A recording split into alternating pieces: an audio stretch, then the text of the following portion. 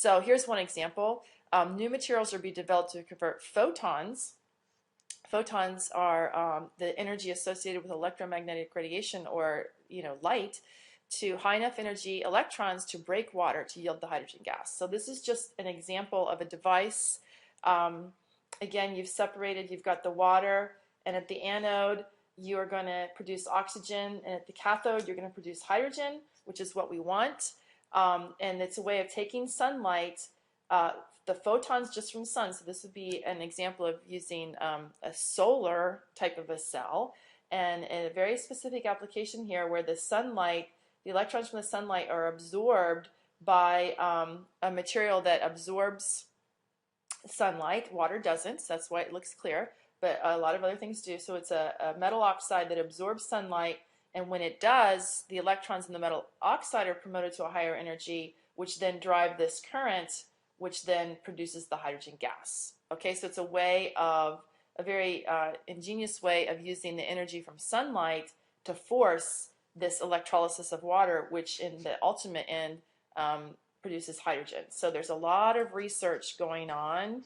A lot of smart people are working on ways to try to extract the hydrogen from the water without using other energies such as heat or electricity. This way, we've got the sunlight all day long, so you're using this free source of energy to make this happen. So millions and millions of dollars, because the payoff is going to be huge. If they can get this to work, then it would allow the fuel cell technology to just take off. Billions and billions of dollars worth of money could be made there. All right, so there's active research right now. That's the moral of this story. Getting the water would be the best place to get the hydrogen from. We saw it's energetically very, very expensive. So the research now is focused on, among other things, it's focused on figuring out a way to get the hydrogen off the water in a relatively energy cheap way.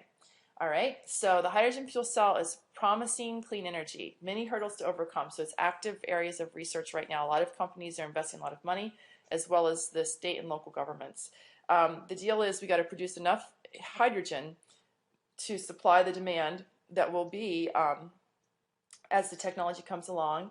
There's a lot of research on how to transport it. Okay, just if you transport it in a cylinder, you guys have seen gas cylinders before. Those are heavy, so it's energy expensive to move it around, and you can only move it around in limited quantities, however much gas you can get into a tank. You could try transporting it as a liquid, but to get hydrogen gas into the form of a liquid, you have to chill it all the way down to negative 253 degrees Celsius, which is colder than liquid nitrogen. It takes a lot of energy to cool that down enough to hold it in the liquid form, so that's energy expensive. You can't pump it around. Like right now we have all these natural gas pipelines underground.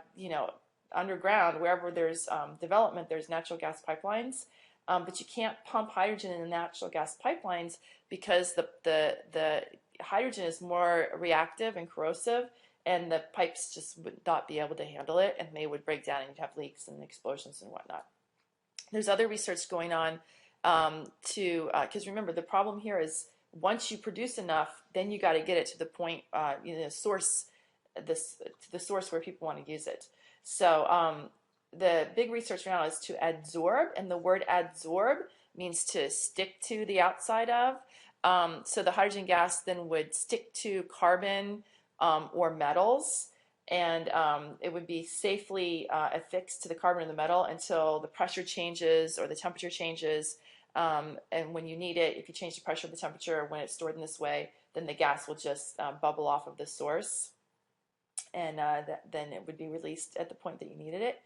But anyway, there's still a lot of research time and research dollars is going into solving all these problems.